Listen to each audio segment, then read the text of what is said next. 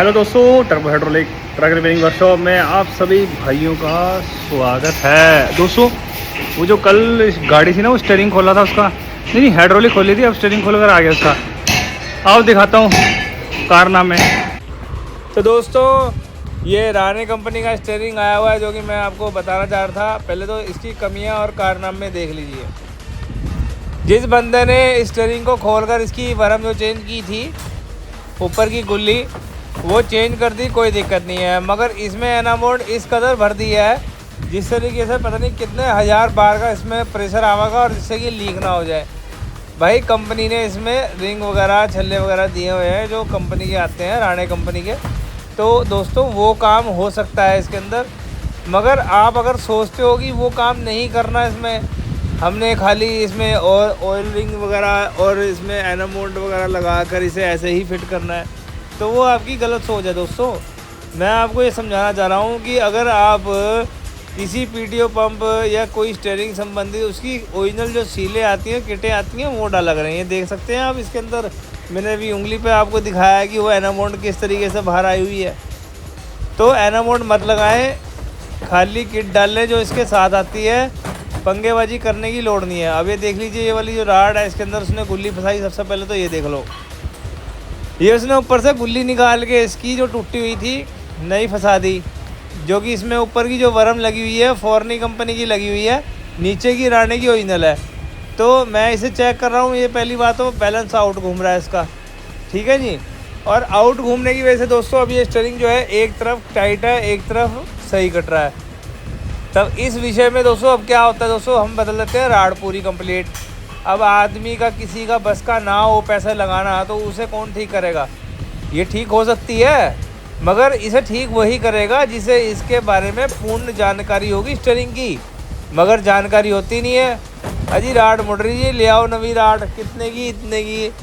तो यह जानकारियाँ होनी जरूरी हैं दोस्तों। राड को किस तरीके से ठीक किया जा सकता है और क्या इलाज है उसका दोस्तों।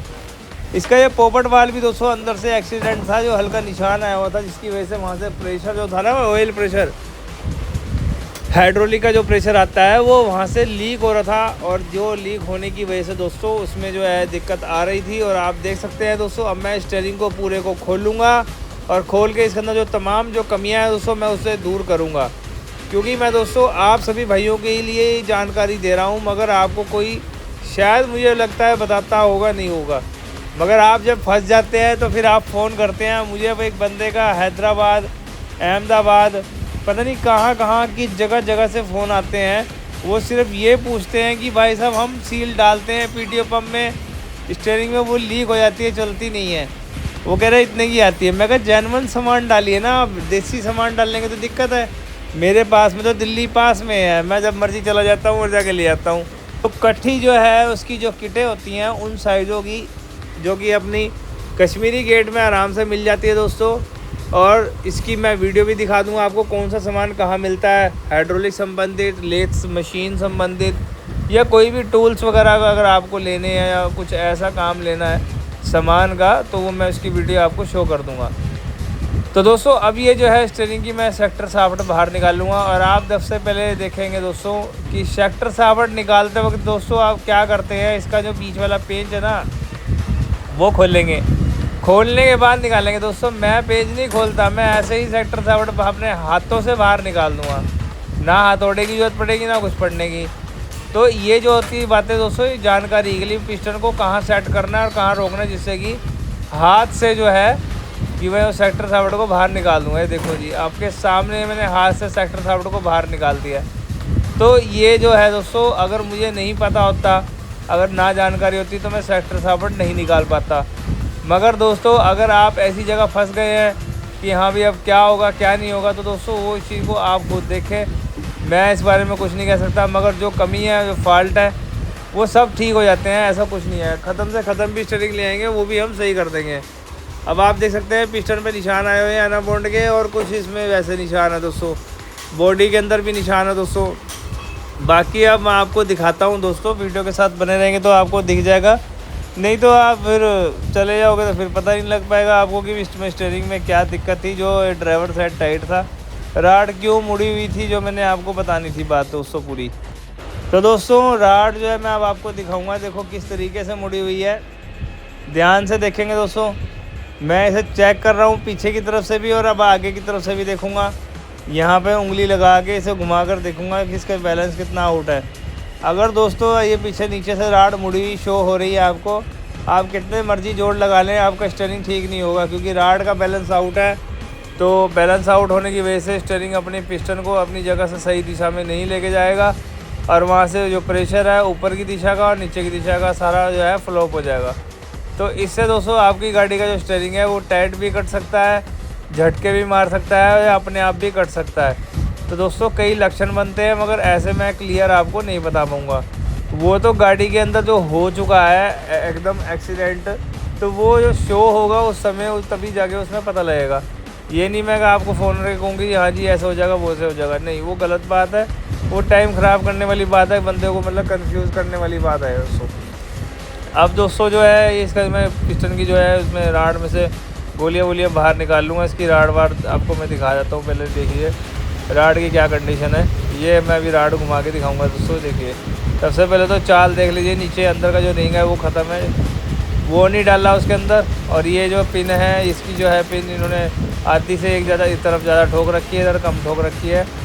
और ये पोटी देख सकते हैं अंदर से निशान आ चुके हैं इसके अंदर, यहाँ पे आप देख सकते हैं दोस्तों। ऐसे स्टीयरिंग को भी दोस्तों मैं इस चीज़ को फाइनल कर सकता हूँ, मगर मुझे इस चीज़ के लिए समय चाहिए होता है और जल्दी बिल्कुल नहीं चाहिए, तब मैं इस काम को करूँगा। मगर मैं जल्दी से मना ही कर देता हूँ। और कोई कहेगा ना मैंने स्टीयरिंग वाले को भी मना कर दिया था, मैंने इसे ही कह दिया था, मैं कहा भाई साहब आप नया लगा लीजिए वो ठीक रहेगा। मगर दोस्तों वो कह रहा है नहीं सरदार जी हम आपसे ही सही करवाएंगे, तभी इसके बाद हम इस काम को आगे बढ़ाएंगे।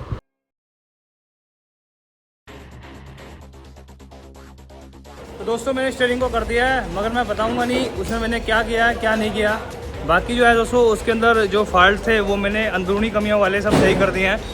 और उसके अंदर एक तो उसका पिस्टन भी ख़राब था और भी कुछ सामान जो है गहराई वाले जो है थे वो भी ख़राब थे।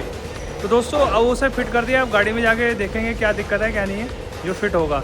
बाकी ये गाड़ी वाला जो चेक करने वाला सिस्टम है दोस्तों बहुत ही जल्द मैं आपको शो कर दूँगा, जो गाड़ी में लफड़ाई ख़त्म हो जाएगा कि आपको चेक कराने की कोई ज़रूरत पड़ेगी। तो दोस्तों फ़िलहाल सफाई चल रही है आज पूरे दिन हम सफाई करेंगे और सफाई करने के बाद दोस्तों हम और जो है तमाम जो काम है गाड़ी जो खुली हुई है, जो कि एक डंडा रखा है उसको गुल्ला लगाना है, तो वो सब जो है शो करूँगा मैं आपको।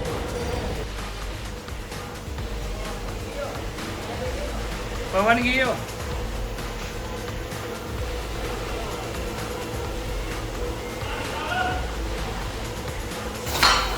तो दोस्तों फाइनल हो गया है स्टीयरिंग भी। और अब मैं तुम्हें गुल्ला दिखाता हूँ अभी, रुक जाओ, क्योंकि गुल्ला जो है वो ख़राब मतलब सही तरीके का बैलेंस में नहीं था, जो कि हमने सब चेंज किया है।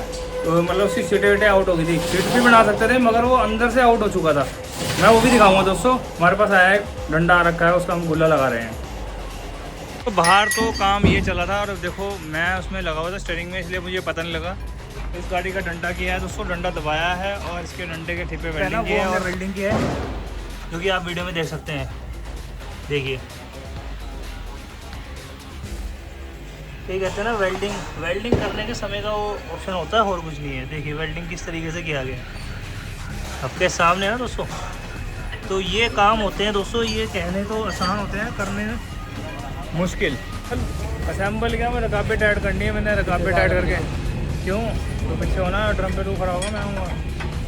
और दोस्तों रकाबे जो हैं वो खिंच जाएंगी अब थोड़ी देर में। बाकी है दोस्तों ये वाला काम जो है ना ये रह रहा है दोस्तों, ये गाड़ी की कमानी है, ये है बस साइड वाली 6 चक्के की। और दोस्तों ये जो ठिप्पा था काट रहा था ब्रदर वो किसी काम से आना था। बाकी दोस्तों ये सफाई वगैरह जो गंद हो रखा है मामला, जो पुराना सामान जो सारा रखा गया है वो भी जो है मतलब ने करना है क्लियर। और ड्रम वगैरह और रिम वगैरह भी हो रहे हैं दोस्तों।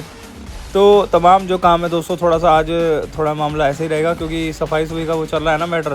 क्योंकि आपको पता ही है दिवाली का माहौल है और कुछ विश्वकर्मा पूजा भी है, उसके बाद सब चीज़ों को देखते हुए दोस्तों हमने इन कामों को देना है अंजाम, जिससे कि पूरा काम अंजाम दे के इसके बाद हम दोस्तों तो हम आपको एक बात और बताना चाहेंगे। अब एक कल ना मेरे पास टर्बो आया था, उसका HE 200 आया था, 200 टर्बो जो अपना आइशर कंपनी में आता है, वो टर्बो आ गया जी। मैंने खोल खाल लिया, सारा कुछ कर लिया, मैं सही बताऊँ ना, अब टर्बो वालों को मैं मना ही करा करूँगा। टर्बो रिपेयर कराने वाले कस्टमर जो आते हैं ना, वो सिर में दर्द करते हैं। मैं उससे सीधा आप सवाल ये करा करूँगा, आपको करवाना कब है? वो कहेगा मैंने अभी करवाना है। उस वक्त में तो वो कहेगा अभी करवाना, जब वो उसकी कीमत और पैसे वगैरह खर्चा सुन लेता है ना, तो वो कहता है कि नहीं। मुझे एक बात का जवाब दीजिए, अगर आप दूसरी जगह भी जाएंगे तो वो कौन सा फ्री में करेगा? वो नहीं पैसा लेगा आपसे। हाँ, अगर आपको इच्छा है कि सस्ते के चक्कर में वो चाइना का सामान डाल के आपको देगा, हल्की क्वालिटी का। चाइना में हल्की इंपोर्टेड सामान आते हैं जो आप उस गाड़ी में यूज करना पसंद करते हैं, जो कि वो जो चलते नहीं है काफी समय तक, और फिर आप होते हैं परेशान कि हमने काम सस्ते में करा लिया।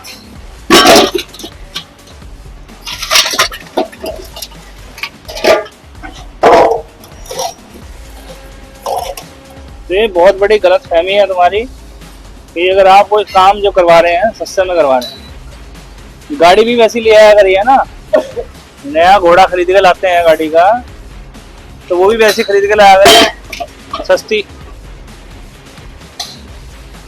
खरीद के लाया करो ना। वो भी मतलब कोई पुरानी दुरानी लेके आया करो, नई क्यों लेके आते हो? उसमें सब सामान नवा होता है। गाड़ियों में सामान डलवाते हैं, उसके बाद अच्छी चीज होने लग जाती है। हमें कोई फर्क नहीं पड़ता सामान कस्टमर कौन सा मर्जी क्या है डलवावे क्या नहीं। गाड़ी उसकी है, चलानी उसने है, कल को नुकसान उसका होगा, हमारा नहीं होगा। हम तो सिर्फ समझा सकते हैं, बता सकते हैं। तो दोस्तों वीडियो को लाइक शेयर कमेंट जरूर, और दोस्तों मिलते हैं नेक्स्ट वीडियो में। गुड बाय दोस्तों।